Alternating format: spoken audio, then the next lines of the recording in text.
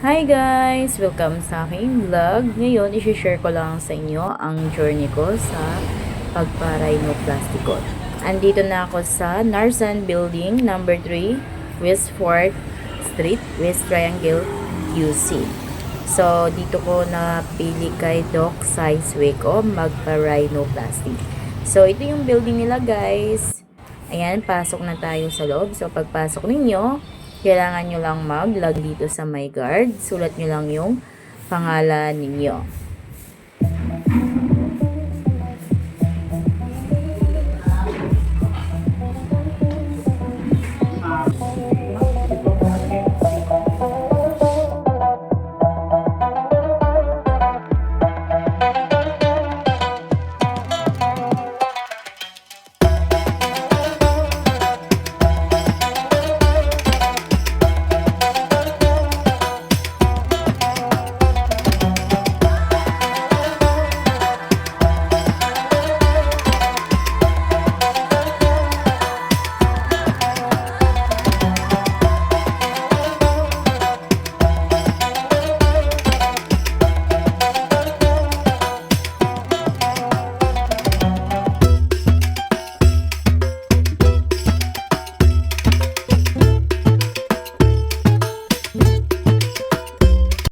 So, magkano nga ba yung rhinoplasty dito kay Doc Edmond Saisweco?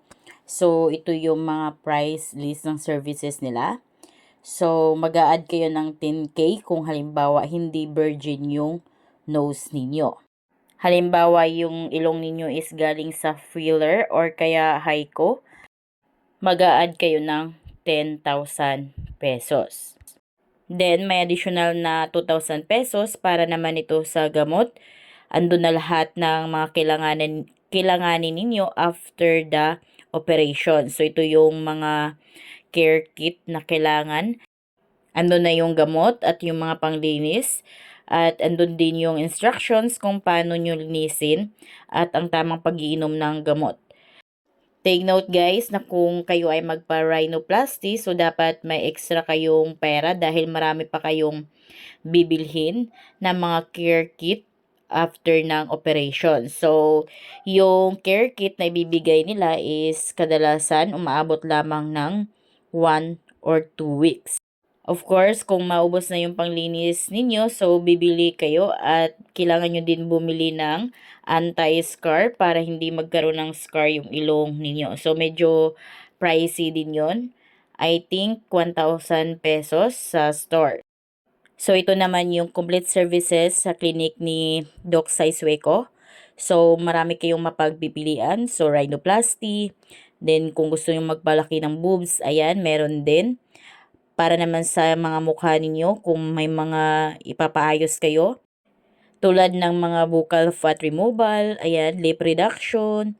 So, meron silang maraming mga services dito. So, kung gusto nyo din magpa-autoplasty, ayan, meron din silang lipo, meron din silang hair transplant, at mga Jotox. For more details, so visit nyo na lang yung Facebook page nila. Then take note na hindi sila nakipag-transact or hindi pwedeng magbayad kayo online para sa mga services nila. Again, hindi sila nakikipag-transact ng any payment through online. So, hindi din sila nagpapa-down payment or hindi din sila nagpapabayad through online. Kailangan mismo sa clinic nila magbayad. Pwede kayo magpa-book online pero hindi kayo pwedeng magbayad or any down payment or full payment through online. Ayan, nakapasok na tayo sa loob. Kailangan lang natin mag-fill out dito sa mga consent at saka may mga pipil upan kayo regarding sa health conditions niyo, kung may diabetes ba kayo or high blood, mga ganon. Dito kay Doc Saisweco guys, di nyo kailangan magpa-book online, pwedeng mag-walk-in kayo. Agahan nyo lang dahil marami kayong nakapila, so para makauwi kayo ng maaga. So, madami kayong pipil upan dito. Kailangan nyo mag-clear ng totoo kung halimbawa may allergies nga ba kayo, may mga sakit nga ba kayo. So, ilagay nyo dito yung totoo.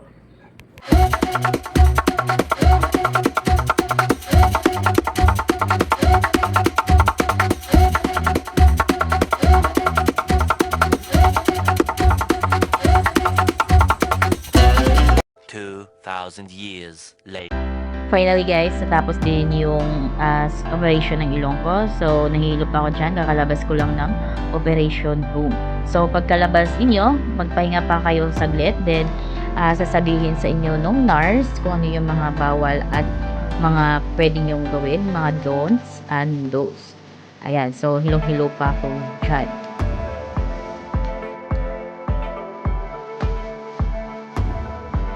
Ayan, pauwi na ako guys. So, binook lang ako ng jowers ko ng Grab para hindi maalog yung ilong ko pag nakamotor kami. Dahil nakamotor lamang kami.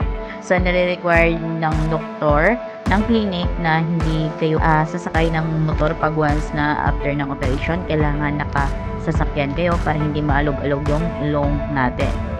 Ang ginawa pala ni Doc sa ilong ko guys is Gore-Tex sa bridge.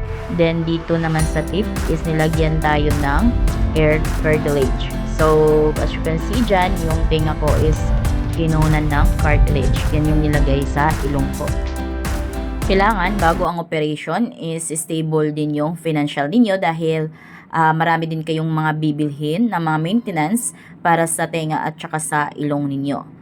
Manood din kayo ng mga vlog about sa pagpa-rhinoplasty guys, kung ano yung mga disadvantage at mga advantage para alam ninyo kung sure na ba talaga kayo or hindi kayo magsisisi sa bandang huli dahil marami na din kayong mga activities na mga bawal. Mga nagagawa nyo dati na after ng rhinoplasty ninyo is hindi na pwedeng gawin. Kung kaya pag-usipan yung maigi bago kayo magpa-rhinoplasty. Nga pala guys, after ng operation, so pagkagising ko, mga ilang minuto lang, mga 5 minutes, masakit na agad yung tenga ko at ilong ko. Kung kaya nagsabi na agad ako sa nurse na iinom na ako ng pain reliever. Pagdating sa bahay ninyo, mag-cold compress agad kayo tulad ng ginagawa ko. Dapat nakahanda na din yung mga gagamitin ninyo guys on your rhinoplasty. So maraming mga group dyan sa Facebook page ng mga rhinoplasty group. Doon nyo malalaman lahat ng mga complete list na mga pwede nyong gagamitin sa inyong after ng inyong operation ng rhinoplasty. Lalo na yung cotton buds, alcohol, bulak at mga ganon. Then may bibigay naman yung clinic sa inyo guys, care kit. Kaso nga lang, kailangan nyo pa din ng iba't ibang care kit na mga possible na kailanganin niyo. So dapat nakahanda na kayo tulad niyang pang cold compress ko. So hindi yan kasali na binibigay ng clinic. Then bawal din sa inyo yung mga hard food. Kailangan mga ano lang guys, mga soft food lang yung kinakain ninyo. Pwede ding mga lugaw, basta anything na pwedeng lunukin na agad. May mga sabaw-sabaw. Basahin nyo na rin yung papel na nandun lahat ng mga instructions ng mga clinic or yung doktor ninyo kung ano yung mga unang iinumin at ano yung mga unang gagawin. Dahil bawat clinic, bawat doktor is iba yung mga instructions kung paano maglinis at kung ano ang mga gamot na iinumin. So, nakadepende yan guys sa doktor ninyo. Kung kaya basahin yung maigi yung papel na binibigay nila sa inyo. Sa doktor ko guys, ni-required lamang niya na twice a day ako maglinis ng ilong, umaga at gabi lamang. Kailangan tanggalin lang natin yung namumuong dugo sa gilid-gilid. At nakakatakot din guys kasi kailangan yung mag-spray ng nasal spray sa ilong ninyo para matanggal lahat ng mga namumuong dugo dyan.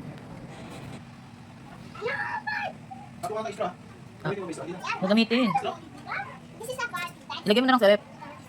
Tuwing inom ako ng ano. Ito pala yung mga binibigay ng clinic.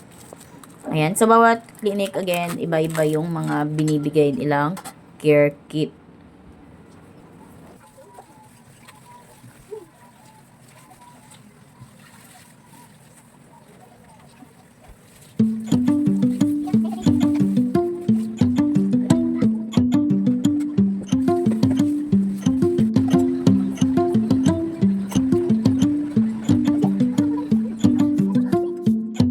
Within 1 week, so normal lamang na may mga tumutulo-tulong dugo dyan sa ilong ninyo. Kailangan nyo lang talagang tanggalin yung mga namumuong dugo para malinis at iwas sa mga infection. Pero kung halimbawa yung dugo na yon is masakit sa inyo pag tinatanggal ninyo, so wag nyong pwersahin, baka yan yung may mga tahi-tahi. Then, normal lang din yung mga avatar mode natin na mukha, guys. So, as you can see, ayan. Magang-magana din yung pisngi ko. Nag-iiba na yung mukha ko, pati mata ko. Ibang-iba din yung hitsura ng mukha ko. Normal lang din na medyo masakit at iba yung pakiramdam ninyo, mabigat. Then, parang may nakadagan sa ilong ninyo. Normal lang yung mga feeling na mga ganon. Basta, ano lang, be healthy lang kayo. Inom lang kayo ng inom ng pineapple. Ayan, tumutulo na din siya. So, laging ganyan guys, may tumutulong dugo. Lalo na pag nababahing kayo. Pag bumahing kayo guys, gamitin nyo pang bahing yung bibig nyo muna. Then, normal lang din yan na medyo masakit lagi. Ayan. So, super ano din talaga guys. Tiis ganda yung feeling natin sa pagpa-rhinoplasty. So, kung hindi din stable yung mental health ninyo, so, wag muna kayong magpa-rhinoplasty dahil nakaka-stress din talaga. Lalo na pang magkaroon ng tigyawat yung ilong ninyo or may mga green discharge.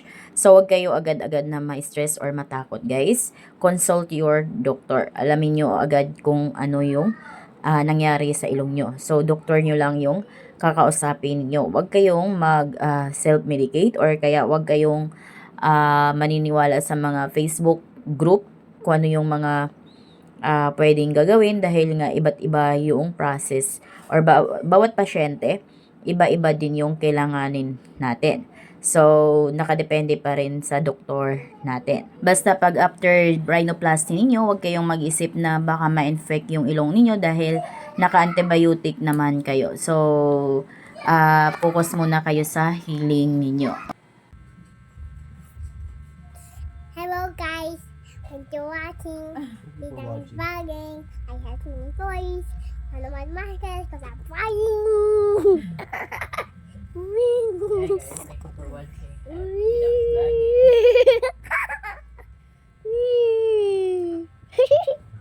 Ang kulit. Hi guys, it's day 3. Pangatlong araw na yung ilong ko. So, may tumutulo siyang ganyan. Konti-konti.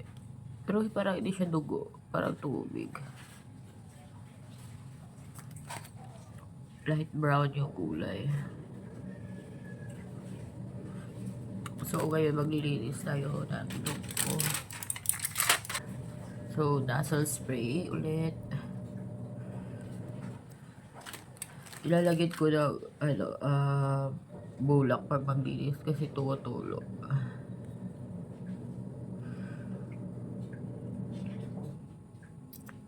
Ayan. Mama, why are you putting that scream? Mama? Para malinis.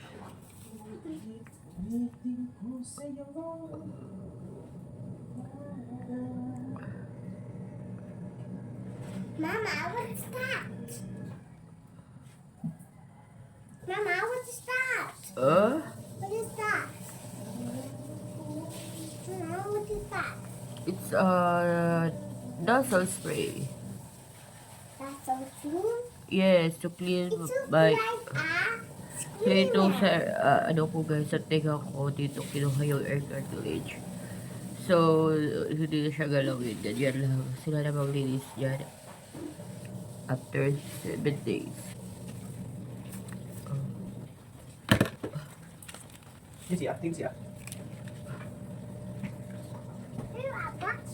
Sodium chloride.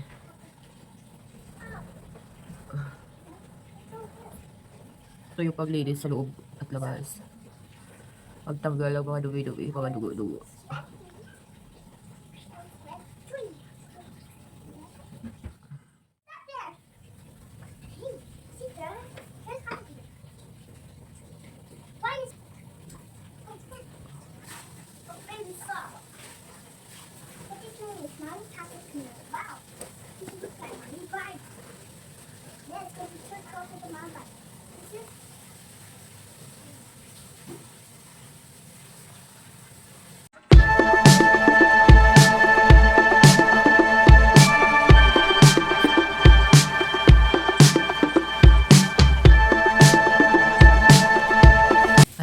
kagigising ko lang. It's my 5th day.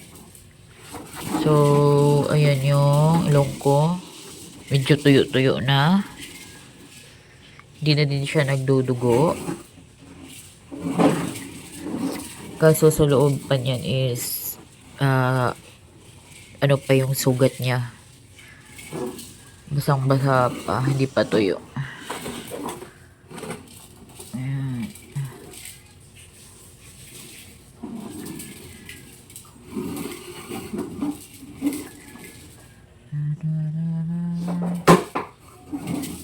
Day natin ngayon. So, ganyan na yung sugat niya. Medyo tuyo na sa labas. Pero sa loob, super, fresh pa yung sugat sa loob. Ayan.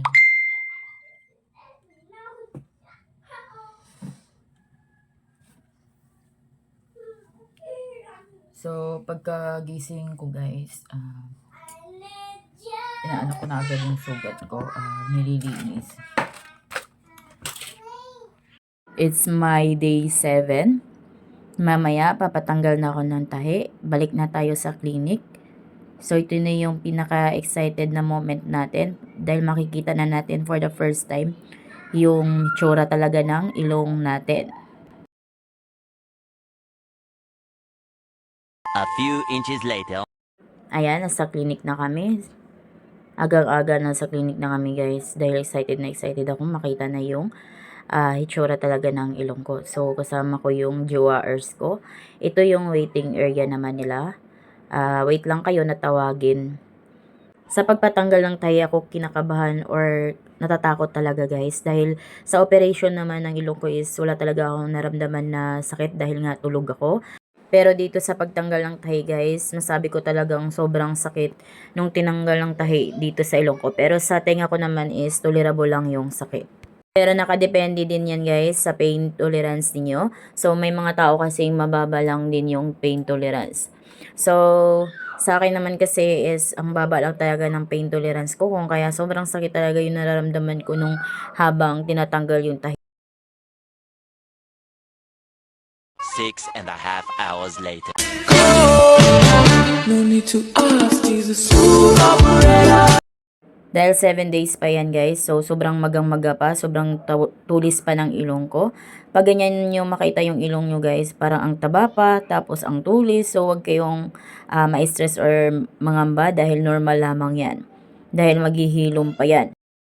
Nung nakita ko din yung ilong ko guys, medyo di ko nagustuhan dahil sobrang tulis niya, hindi siya natural looking. Pero habang tumatagal naman is nagugustuhan ko na siya dahil uminipis na yung ilong ko at hindi na siya ganun kalaki yung butas at hindi na din siya ganun katulis. So, kailangan nyo lang talaga maghintay ng up to 6 months para makita nyo na yung final result. Pinipining may salamangka You've turned my limbics into a bouquet Ikaw ay tila sining sa museong di naluluma Bini. Parang ibang tao na talaga yung mukha ka pa lalong Bombay. Bombay ka na.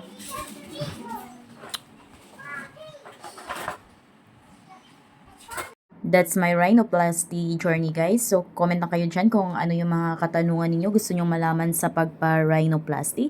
Comment down below at yan is sasagutin ko. Thank you for watching. Please subscribe.